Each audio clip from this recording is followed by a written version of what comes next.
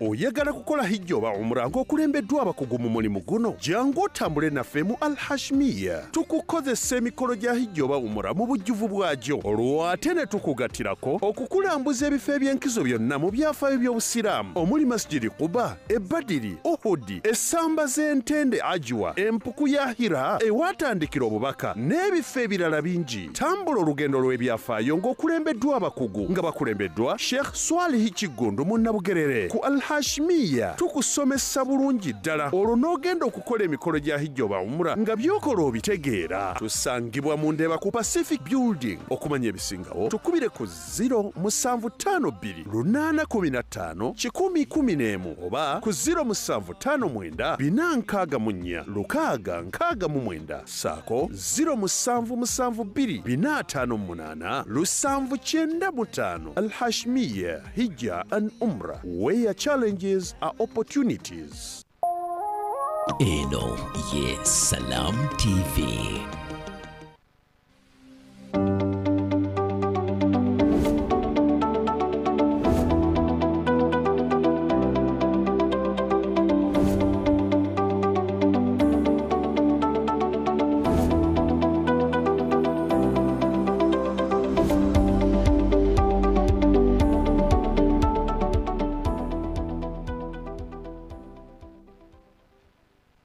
Assalamu alaikum wa rahmatullahi wa barakatuh. Nkwaniza leero ku program yaffe Obulamu nange Mariam Businge wano ku Salam TV olutimbe olw'emirembe. Nkwaniriza leero naye tewerabira munnayo ku downloading Afro Mobile osobola okulaba programs zaffe zonna nga bwe zibeera n'oboba ogimisinza osobola okudda emabega n'olaba neza yesterday. Olwaleero tugenda kukolamu kaaka enjawulo, tugenda kwogera Luzungu era munnaye buli omu ali eyo yita munno naye leero tugenda kwogera Luzungu. Ekyo kyo kankibagambe Oluganda luyinza okubeeramu olutonotono naye njagadde mbagambe leero tugenda kwogera Luzungu kubanga bye tugenda okwogerako it's a bit sensitive and it's better we speak in English. Let me introduce you the person I'm going to work with you, and the topic we're going to discuss today is a bit sensitive. It's all about your health, but physically this is something you can't touch, something you can't see, something you can't test with blood to realize that you're suffering from something we are going to discuss. Let me introduce you my doctor I'm going to talk to today, and he tells us more about what is mental health. Good evening. Good evening, Mariam. How are you, doctor? Fine, thank you. The viewers would like to know you better. Thank you very much, and I'm privileged to be here. Okay. Good evening to all viewers. I am Dr. Raymond Odokonyero. I am a psychiatrist, and I work as a senior lecturer at Makerere University. Okay. What do psychiatrists do? Psychiatrists are medical doctors who specialized in the type of treatment of illnesses that affect the brain and how it works. Okay. Yes. I usually call psychiatrists shrinks. I don't know. In my own world, I call them shrinks. But in a better way, you're welcome to the show. Thank you very much. And we really, really appreciate you saving time for us. Thank you. We would like to know, you as a psychiatric, what is mental health? Well, mental health, I think I'll have to answer it in two ways. Okay.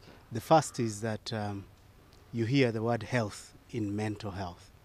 So that means it's one of the three branches of health, which the WHO defines as being physical, being mental, and being social.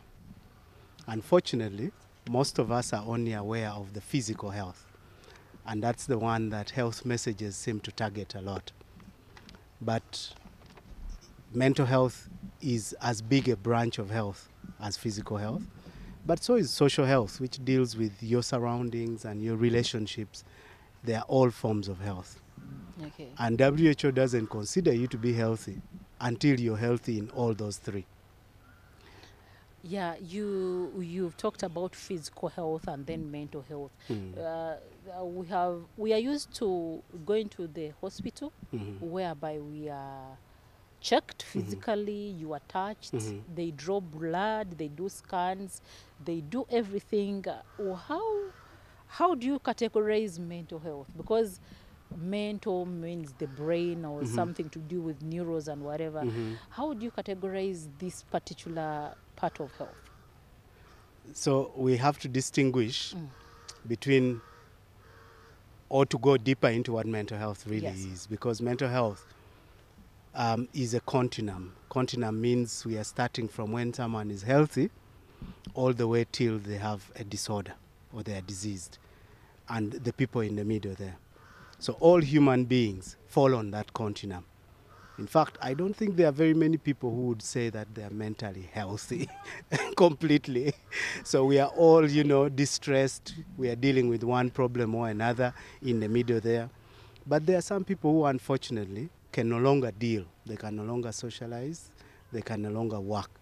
When you cannot work because you're suffering from some symptoms related to your brain and how it works, then we call that a mental disorder. So mental health itself is really about how your brain works. And how your brain works, I could ask the viewers who has ever seen their brain. And the answer may be nobody. I for one, no. In fact, it's better that way, that you don't see your brain. For if you should see your brain, it means that your skull has broken and some of it has spilled on the floor. I would be dead. If that happens, even if you don't die, you will change. You will not be the same Mariam anymore. So for your brain to work well, the brain needs to be hidden in a very hard bone called the skull. Okay. And it is from inside there that it does what it does without us being able to see. And what it does in there, it does communication. That's all the brain does.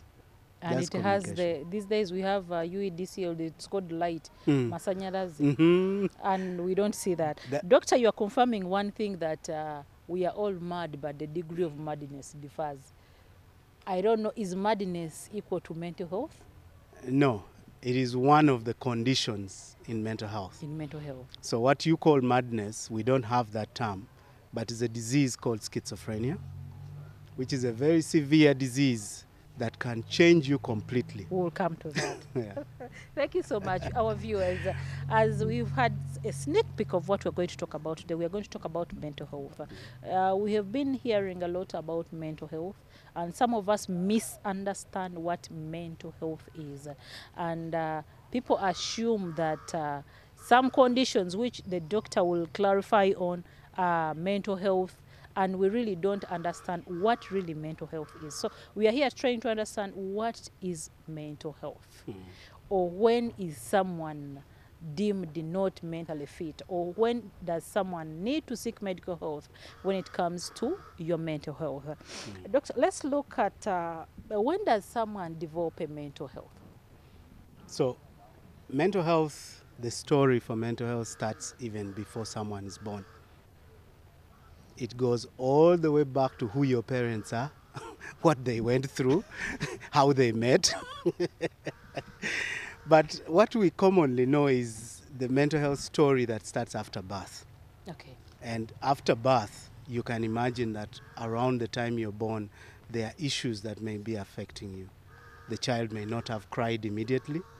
That might suggest that there's not enough oxygen going to the brain, or the child is really tired, the baby. So that's the beginning of a mental health story. We go to nutrition, whether they were breastfed, whether they had enough nutrition, whether the mother was present and would touch the baby. All those are mental health issues. Think of mental health as our everyday life. We have kids who are not sick because there are conditions in kids, like kids who are hyper, they like fighting. A kid can isolate themselves. Some of them are intelligent, some of them are active. Should that also be really looked into as a parent? Absolutely. I think as parents, everything that affects your child should be considered, because there are some conditions of mental health which you will be born with. A child will be born with that kind of vulnerability. Okay. And we call those disorders of childhood onset. So the child, or neurodevelopmental problems. And the child doesn't grow as well as other children would grow. compared to their elder siblings or younger siblings. They're a bit slow, they are delayed, may delay to learn language. That should be of concern. But could also be behavioral. The child is behaving in ways that get your attention. Maybe they are too active, they are too restless, they can't concentrate at school, and the teacher is always having to call you. This child doesn't settle, he's always disturbing other children. All those kinds of behavioral, thought, and emotional expressions by children deserve to be taken a look at. And they some could of be them mental health issues. you have to scare them. The dog will eat you. And then the kid throws themselves on the ground. Yes. I for one, I don't have patience for that. But at one time, you have to be patient with some kids, and I don't know. Sometimes it's a way they are communicating their distress to us. So temper tantrums, where the child throws themselves down and does things to attract some attention, is really because they are attempting to communicate something they can't put in words. They seem to be telling you that there is something wrong somewhere. That's right. That's right. Okay. Yeah. So you look at everything, and you have, as a parent, you have to really, really try and get involved with what you put yourself in the shoes of this kid and understand them. Absolutely. So Okay. some of the things parents can do is to look out at behavior. Behavior is a clear indicator, because it's controlled by our brains, that there might be something going on, especially if the behavior is repetitive and it's starting to disrupt the child's normal well-being. functioning and the family's stability. Then that usually seems to reflect a mental health issue. Does one's childhood affect adulthood or teenage life? Almost 100%. In fact, the WHO suggests that nearly 80% of the conditions we suffer from, mental health conditions we suffer from in our adulthood, they have their onset in our childhood. Give me an example. For example, the depression someone might suffer. So depression is a mood problem.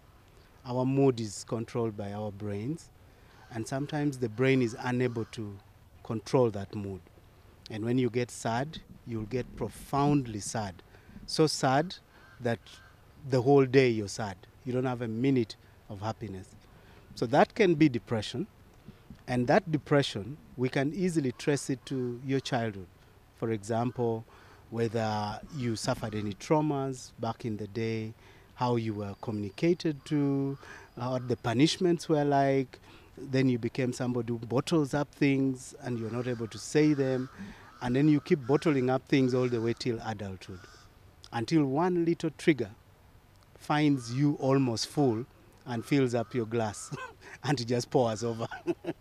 You're talking about behaviors of people. Yeah. We have people who, for example, they say someone who reacts at something. And we have these ones, they usually say, even if you slap this person, you will walk away without anything. Can you differentiate between these two people? You slap me, I'll react. But I slap you and you won't react. What could be the difference between these two? The difference is that that's a variation of normal people. Some people, based on how they were raised, whether you were raised to speak up or not, you are likely to take other forms of abuse. You may have also suffered abuse that you never reported back in your childhood. And you normalize having to keep things internalized, kept to yourself. People that tend to fight back, unless the fighting back is indiscriminate and it's in inappropriate situations, the normal reaction for most people would be to try to defend themselves. Yeah. Do you know why I'm asking you this? We have situations whereby, for example, in our work environments, people usually presume people who are outspoken as, I don't know how I can say, they assume that that person is arrogant. But because someone is straight and will tell you up straight, say, Dr. Raymond, you have done this. I don't like it. You know, such people are categorized in the other way. They bagambo and they presume someone who is quiet to be the good The one. good one, yeah. I think that is wrong to assume, because for me as a mental health expert, that just tells me the different context these people grew up in. Somebody who is upfront, who speaks back, is somebody who is empowered, who was told that his voice has power. The one who keeps quiet is someone who has been lessoned over time and said that you better keep out of trouble. And that's the way you keep out of trouble. When the boss talks, even if he's wrong, keep mum. Yes, sir. You say yes, sir. You know, let's Yeah. okay. Let's look at mental health. Is mental health treatable? Absolutely. Mental illnesses are treatable, and mental disorders. So we are talking about mental health in general. Inside there, you'll find something called mental illness, still part of mental health, and mental disorder. So mental illnesses usually are treatable, but within the community. Those are the things that respond to you going to see your counselor, you being able to speak to a friend, a family member. Before we go to that. Can you highlight some of the illnesses? Like you said, like someone can identify with and say, this one here has those characteristics and Yeah. need to get Well, attention. I'll do one better. Okay. So when the brain starts to not function properly, I can explain 8 out of 10 mental disorders by just looking at that diagram. The You other, just look at someone and then you yes, observation. I can tell what malfunction of the brain is happening. Okay. Either one chemical is too much or too little. I can be able to tell by the signs the person is exhibiting. But 2 people out of those 10 might come with a normal brain, normally functioning brain, but the problem is happening somewhere else in the body. And the brain is just reacting to a problem. Someone has kidney disease, liver disease, someone has HIV, and then they seem to get mental illness. That mental illness is a brain reacting to a severe disease elsewhere. Okay. And we see this even with malaria. People get severe malaria, they are admitted in hospital, 2-3 days after treatment, then they start seeing people in the room. That's a reaction to the severity They of call it the cerebral malaria. then you call it cerebral malaria. But move away from that. When I say mental illness, I'm now referring to when the brain is malfunctioning, but I'm referring to what the person whose brain is malfunctioning is feeling. So mental illness is a subjective feeling where the person is the one who reports to you what they feel. Okay. So that's an illness experience. Say, I'm not sleeping. I don't have appetite. I feel weak. I feel unhappy. That's illness. A disorder is what, when we hear your story, your illness story, then we say, well, based on the number of symptoms you've mentioned, you belong in this class of disorders. So a disorder is given by the psychiatrist or a mental health expert. Illness is by everyone. And all of us have had some mental illness. Some of us have not slept for some days. Some people feel weak all the time. Some people have splitting headaches. Immediately you get to work, you get a headache, you can't work, and many such things. Those are illness experiences. If you put them together, having one doesn't mean you have a mental disorder. You have to have a certain given number working together for me to say you have a disorder. Okay. Yeah. So we always look at people who someone says I have a depression. That means I have a mental illness. Someone who is withdrawn. For example, someone who was active and then all of a sudden they're withdrawn. That one will also be mentally disturbed. Someone who goes to drink, all of a sudden starts drinking. Yeah. Someone who starts changes behavior, either becomes wayward, becomes dirty, doesn't clean the mouth.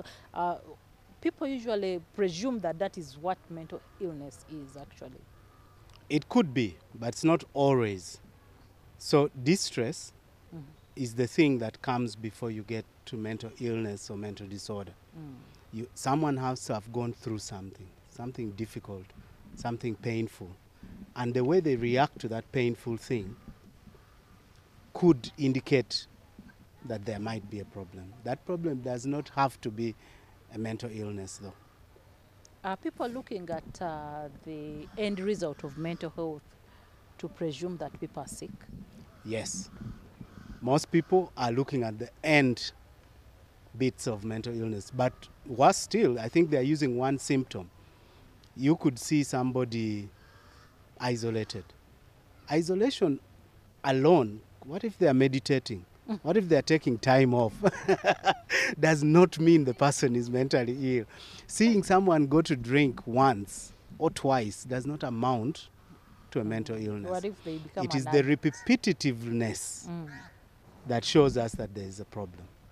Okay, in Uganda we have about 14 million people who have mental health illness related problems. Are these people a problem in Uganda? I think that that report from Ministry of Health is an underestimate. You mean there are Especi- more than that? Yeah, I want to believe there's more than that. So are we having unreported cases down in the community? Yes, very many. In fact, majority of people are unreported And cases. in denial? They may not be in denial, but they are not seeking help from us because we are a tertiary level mental health care. Psychiatrists, psychologists, we are up on top of the pyramid. We are working in hospitals such as this in Mulago and Butabika. These are national referrals. And then at the health center 2, which is in the community, there's nobody. They're supposed to be a psychiatric nurse, but they are not there. So people find alternative care pathways to seek. So they're in churches, they're in mosques, they are traditional healers. They are finding ways to relieve the distress they feel. So for us, what we are reporting, what the ministry is reporting, are those who have come to a health center. So that has got to be an underestimate. But there are also people in the community who are having suboptimal mental illnesses. They have symptoms, not enough to come for admission, but certainly enough that it's impairing their ability to work and to socialize. Okay. Our viewers, we're talking about mental health, and this is something we have all been talking about. You people go into a depression and say, that one is mentally sick, that one is mentally disturbed. And we've seen a lot of upcoming rehabilitation centers in Uganda. For reasons we don't understand, and fun enough, it is very expensive, by the way. I think rehabilitation in Uganda is one of the most expensive medical facilities you can find in Uganda. And I don't know whether these people are really helped. Yeah, I think they are helped. And you're right that there are many rehabilitation centers. When you see many rehabs coming up, that speaks to the need. So that there is a need for addiction services. And addiction services are needed if there's a lot of addiction going on in the country. Uganda has become a drug destination. In terms of alcohol alone, if I could go there, we are the #1 alcohol consumer in Africa. Even the president said so. Yeah, we consume about 12.7 liters of alcohol per capita. That means the amount of alcohol Ugandans are drinking, if we divided it by the total population, even a baby being born down there in Mulago now is going to drink 12.7 liters this year. That's a lot of problem. And yet it's drunk by a small population of Ugandans, about 30%. But they drink enough to make all of us drink 12.7. So that speaks to a problem. Secondly, drugs which were never really a problem for Uganda, drugs like cocaine, heroin, methamphetamine. Previously, Uganda was a transit route. Those drugs came from Afghanistan, they passed through Uganda to West Africa, to Europe and America. Now Uganda has become a destination. And a destination means we are now consumers. And it's finding its way in schools, among young people, and therefore the addiction problem in this country is a big problem that's ever growing. So even these addiction centers are too few. Before we go for a break, I have seen some few people, you mentioned addiction, get addicted to medical drugs. How bad is it? That's another big unspoken about problem, because there are drugs which we call prescription drugs. They have a high addiction potential.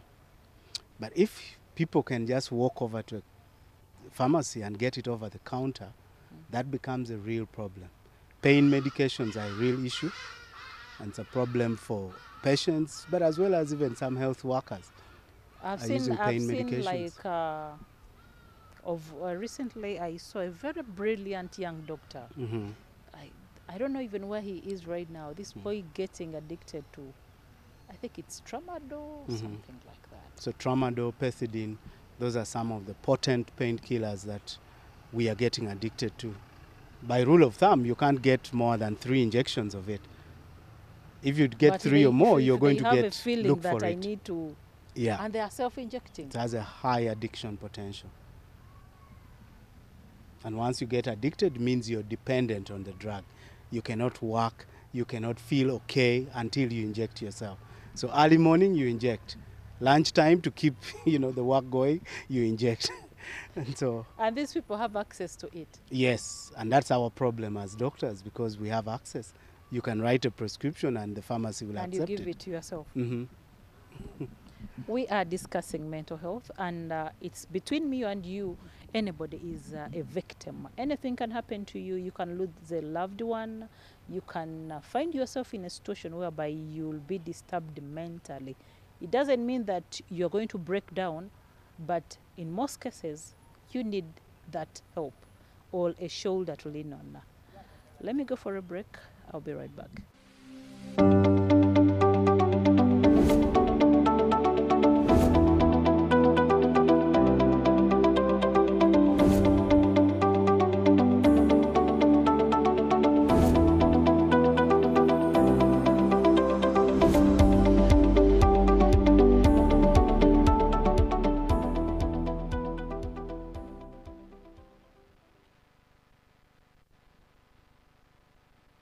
"2026 is calling, and your voters are watching, listening, scrolling and streaming.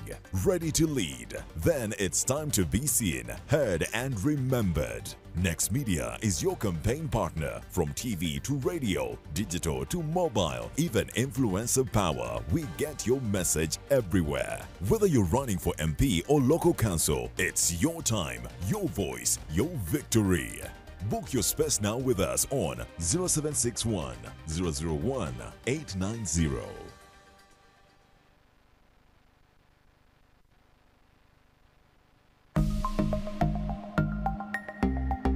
Better steady, be better. Amanya bampita waswa Ben. Kyenyinza okugamba ku bantu be bafera. Olina kukuuma ssimu yo nga tobudde muntu pini kodi yo. Bamugamba bamusindikidde emitwalo oba gyali 9. Message nejja ku ssimu naye nga sente ku mobile money tezikola ki? Teziriiko. Kati ne bamugamba waliwo kodi gye bamugamba okunyiga n'anyigamu. Kati sente ze weyanyigamu ku pini kodi ye bw'ati. Sente ze zali ku mobile money ne bazikola ki? Ne bazitwala. Beera steady tebakufera be better. In partnership with Uganda Communications Commission and NBS. We all have that one friend. Always by your side for the big moments and ready to assist. He's always got his eyes on the prize and his heart in the right place.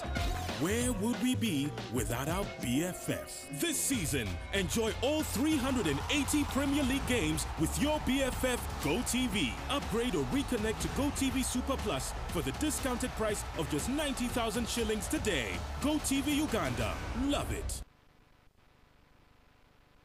One by one makes a bando. United Media is your gateway to a countrywide radio station. With a coalition of more than 120 radio stations, 15 TV channels, 20 online publications, you can cover every region and community with convenience and no hassle.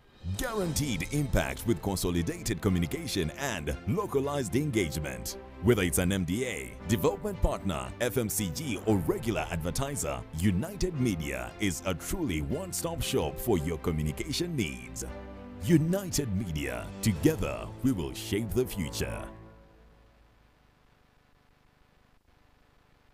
tulina essanyu lingi nnyo nkugambye tuli Masaka tuli mu Nnyendo abawanguzi baffe ba sayidi eno essimu yankubiddwa n'ensooka n'okulowooza nti baffere bandi bubi baagala kunziba naye ne baŋŋamba nti ffe nnyini ab'MTN ffe tukubidde olina omwana yawangudde school fees omwaka mulamba bannange wawulidde otya nakubya akalulu bwe mba nsasula fees nyiga star 165 star 80 hash ne ndyoka ngoberera emitendera webale nnyo abaana nina bana omumaze omuteeka ebbali omwali bbali zino endala tuzikozesa eki zino zino endala tugenda zikozesa okuyamba nga tukola projects ez'enjawulo ate zinaleeta ssente endala eziwerera ate bali yennyabo ayaya kiyitirivu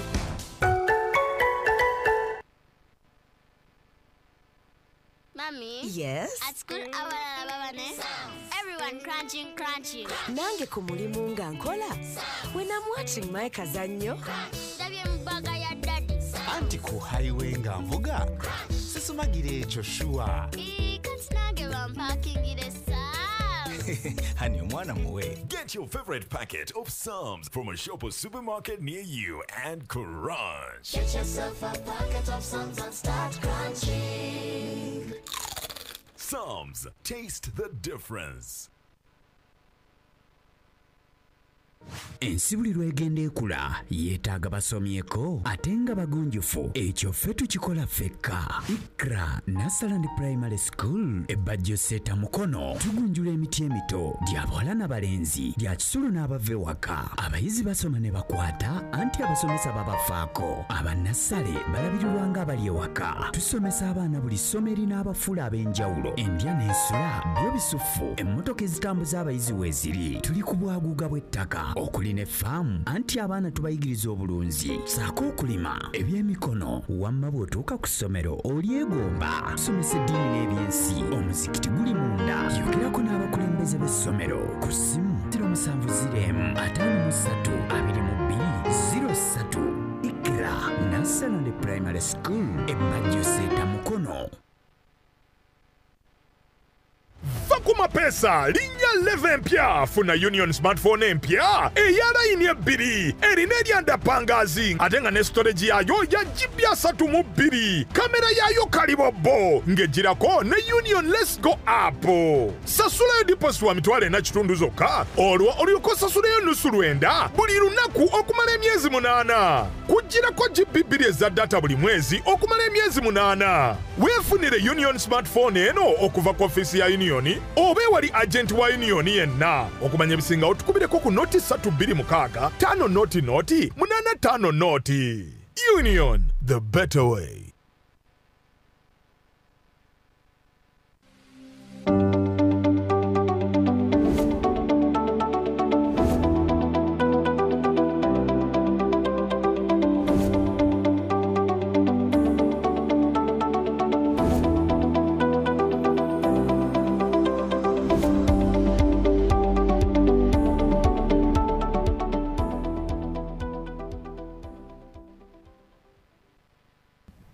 Welcome back. That was a short commercial break, and we are discussing mental health. We found ourselves most likely the working class and everybody out there, and we are in situations which we don't understand.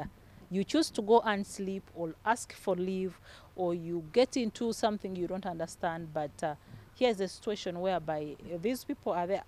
Doctor is telling us that all hospitals in Uganda have psychiatrists or a psychiatric nurse.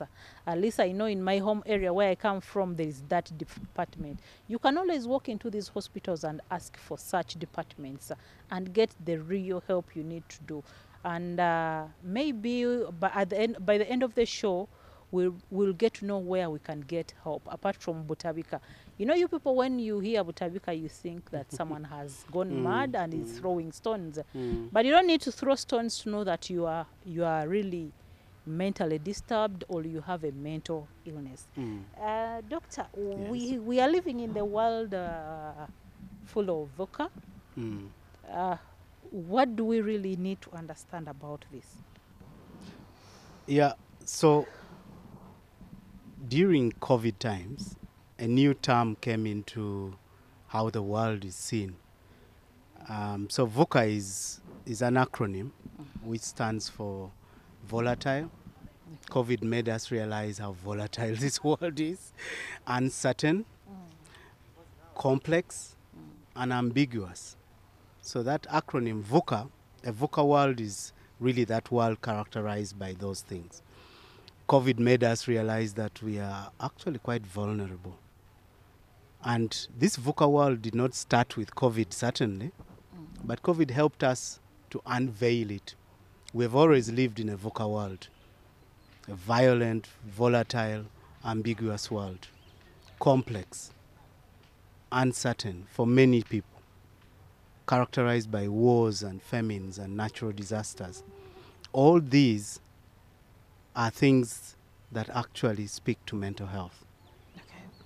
After the advent of COVID, we've continued to use that term because even after COVID, there are things that are happening now that are still quite unexpected. You could look at, say, the funding cuts that happened earlier this year with USAID, many projects and many people losing their jobs. You had a job one day and you don't the next. But the fees didn't go away, the rent didn't go away. The family didn't go away. The expectations remain the same, yet your situation is much, much different. So this is the kind of world in which I want to situate mental health today. No. At what percentage are we experiencing that in Uganda? The VUCA-ness of this world? Yes. It's the same as everywhere else. Give us a percentage. It's 100%. In Uganda? Yeah, it's 100%. Just take a quick walk around the city now. And there are some people who are crossing the road and they are not looking because they are lost in thought. That's a VUCA world. He doesn't know where the next meal is going to come from. That's a VUCA world. There are unemployed youths in this country. Majority. This country is a young country, 70% under the age of 30. And quite a huge proportion of those don't have work. That's a VUCA world. That's a person who can't predict what will happen tomorrow. They're uncertain whether they'll eat or not. But there's also us who are employed now. But you don't know whether you'll have this work next week or in a month. It's raining. We are around, and the rain and the flooding. And the flooding, and yeah. People have lost lives. Yeah. We are hearing landslides. We are hearing our friends downtown who have lost merchandise. VUCA world. Then there's the loss of the support that we used to have. We used to enjoy quite a bit of support as Africans because we had extended families, we had extensive friendship networks. The VUCA world now has introduced us to social media, and the social media. Now we do not have physical friends, we have virtual friends. And these virtual friends seem so many, but they are not there to help you. There. But also, they have another element to it. It's the violence that happens there, the bullying that happens there, the lies and the posturing that happens there makes you feel less of yourself. You feel like you're lagging behind, that everybody else has a better life but you. Now, all those are mental health aspects of life. And how has this affected the mental stability of, let's focus on Ugandans. Mm-hmm. Mm-hmm. So, because internationally we have seen people who have committed suicide, youngsters, even adults, people who have gotten into something, someone jumps from a building because he was abused on social media. How has it affected Ugandans? Well, Uganda is not separate from the world. Mm-hmm. This VUCA world includes Uganda. So if people have committed suicide out there, people have committed suicide here because of the same setting, the same, say, social media. But there's quite a number of young people that we see in the clinic who come because they're sad. Their lives are not what they expected. It's not unusual to hear a 30-year-old coming to say, I didn't know I would be single at 30, I would have no job, I would not have a car, I would not have a house. And for them, those become what we call, it's an manageable problem for them. And all suicide begins by you believing that this particular problem I have is unmanageable. So you think, well, why don't I just kill myself? I could kill myself. But also, how about all the depression that's going on out there? How about the anxiety people experience because you've been glued to to your phone and following, all these media feeds from certain people? What about all the, all the self-prescription, the drugs that you have to take because you want to numb that pain that you're now feeling? So addictions are starting in that way. So social media can be a whole animal, a whole different animal as far as people's mental health is concerned. Speaking of reality, hereby we are looking at the lifestyles we are living. Let's talk about the family. A child goes to school, graduates, and we have many graduations going on right now. Yeah. We have senior fours who have finished exams. Yeah. And they are home, and the sister has graduated. Their expectations. Yeah. In normal circumstances in Uganda, after you graduate, someone expects you to get a job. Yeah. And for girls, they expect you to get married. Yeah. And now here is a situation whereby they are demanding you, where is your job, where is your husband? Yeah. And this girl is maybe most of her friends are married. For her, she's at home. Are we seeing a cycle of the lifestyle we live, the kind of environments we live in, causing people to go into situations they wouldn't have gone in if they knew exactly what to do? Fact. So I think I'm going to sum up that into another aspect of this VUCA world called systems. So the world is organized in some sort of systems. What you're talking about now is something called the education system. An education system which is, first of all, ridiculously expensive, and it was designed for an industrial age, where if you got out, you were an obedient person, then you went to an industry to work and put boxes in line. That world doesn't exist anymore.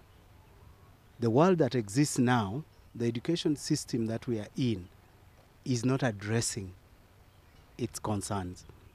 So for sure, people are going to finish school while you're doing courses which were designed 50 years ago. They won't be so relevant now. So you'll come and sit at home and you have nothing to do. So that's just one system. And it's broken. In this VUCA world, it's showing us that that's broken. We don't have skills. We have knowledge, we don't have skills. Other systems are, the VUCA world operates in a capitalistic system now. That's a system of money.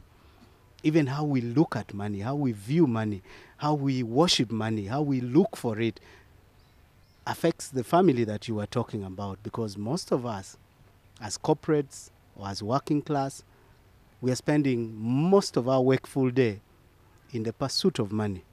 Because without that money, then you can't, at least you believe you can't support the family. So you get yourself trapped in a life where you cannot teach your children, program them in your way, in how you want them to be. They won't learn your culture because you are away most of the time. And you're away because you need to pay their school fees and other demands of life. So we find ourselves stuck, and these start to pile up the pressure on an individual. Our belief systems as well, the religions we follow. If you're an African and you have to believe in something fairly foreign, inside you have some sort of discomfort starts to pile on their expectations from that belief system. Their ways of dressing, ways of talking, ways of doing things. And if they don't rhyme with who you are now, what the world needs of you now, they will judge you. The world will judge you. The world will segregate against you. So all these are pressures that build up to result in a mental health issues that we see today. Yeah. How do we stay mentally healthy in such an environment, in such a ridiculous... there's a lot we can talk about actually our viewers. You will notice that you have issues which we can't mention here. We have people who... We have a lot of divorces. Yeah. Yeah. And that one is getting people into a lot of depression. Yeah. We are seeing people who are really They're really in debts. punishing. You punish a girl because she has left you Yeah. and she's no longer in love with you. You know, how do we really stay healthy? In this VUCA world? Yes. That's a great question. And I don't know whether I have the answers, but I'm going to venture some possible ones. And the answers could be as many as the problems themselves. I think maybe I'll tackle the three things I've brought up. As far as the issues, the mental health issues resulting from social media use, by the way, Mariam, I must tell you, for me, the one that really concerns me about social media, it's not even the fake life that people are exposed to that makes us feel bad about ourselves. The one that really gets to me from a psychological point of view is the fact that social media has opened us up to everybody's pain. And I want you to think about that for a bit. How many times in your phone today you've got pictures of accident scenes? You've got pictures of someone with a cannula on their hand. You've got pictures of people at a funeral. You've got pictures, and they are flooding us with it every day. The most heartbreaking I got recently was the accident of Chiriandong. Yes. I saw a video of bodies being piled. Yeah. And the next day, one of those bodies happened to be a relative of mine. There you go. So those are called micro traumas. The mudslides yesterday. It really hit me so hard. Yeah. I was like, oh, these people, I mean, may their souls rest. Yeah. Only to realize one of them was my relative. There you go. It was really, really heartbreaking. And to find out in such a way now. We are seeing, speaking about social media, I don't know whether there is any regulation. It might be a bit heartbreaking to say that they shut down social media in Uganda. It's a bit hard, but you look at someone, for example, if we got a misunderstanding between me and you. Yeah. I go to my page, I start insulting you, I insult your wife, your children, your mother, your father, your what. And you recruit your co-warriors to also do the same. We do a gang and abuse everybody we know about you. We have seen people put out naked photos. Yeah. That is so humiliating. That is the worst thing you can do. You know, they call it privacy. You know that private life you have? Most of us are private. Yeah. But we have seen this on social media. That's and, right. Some people going to it. I know there's someone who talked about, she's a socialite. I don't know whether she's okay talking about it. She was a workmate on one of the stations of Next Media. She came up and said, you people, I was dying. She even resigned from her job. There you go. Because of this. Yeah. So there's a lot of trauma. How do we stay sober? Well, you can't tell the government, and you're right, you can't tell government to shut down social media. But I think for us and your viewers, we have to advocate for responsible social media use. There's a certain time in the day when your WhatsApp need not to be on. Early morning, people are quickly turning on WhatsApp, and you're going to get barrages of bad news. And your day starts with bad news. The first thing you do when you wake up is you pick your pick phone. the phone, you know. Before you've brushed, you haven't washed. You pick your phone. Yeah, so that's the kind of thing. Individually, at an individual level, we have to be a little bit more responsible. These phones are ours. It's not for the government. We are the ones who buy the data. So you can control that. You can say, well, between this time and this time, I really will be off. We need to detox from all this toxicity on social media. As far as, you know, other elements of this VUCA world are concerned, I think it's important for us to go back and understand what system you're playing in. I usually like to tell people that I had an experience when I was a younger man where a neighborhood child who was, I think he was older than me, but he was way shorter and he looked a little weaker than me. He beat my lights out when he dared me to a boxing match. And the reason that happened is because he was training to be an amateur boxer. And he invited me to a fight. I just got in there. I didn't know the rules. Just yeah. After that day, I told myself I will never engage in a fight whose rules I don't understand. But that's what we are doing with our lives every day. We are getting into workspaces whose rules we don't understand. And when they make the decisions which are right for them, we feel aggrieved. We are getting into marriages without laying down any expectations. So when the person behaves like himself, then we feel bad. We get hurt. We feel hurt. So it's important that we understand the rules before we engage. And that's true also for money. Many people, just because we have some money in the pocket, because we make... ...in that moment. It's my pleasure. And we really thank everybody who has really sat with us to watch this and really internalize this. We hope to see you some other time. Next time, have a good night, good evening.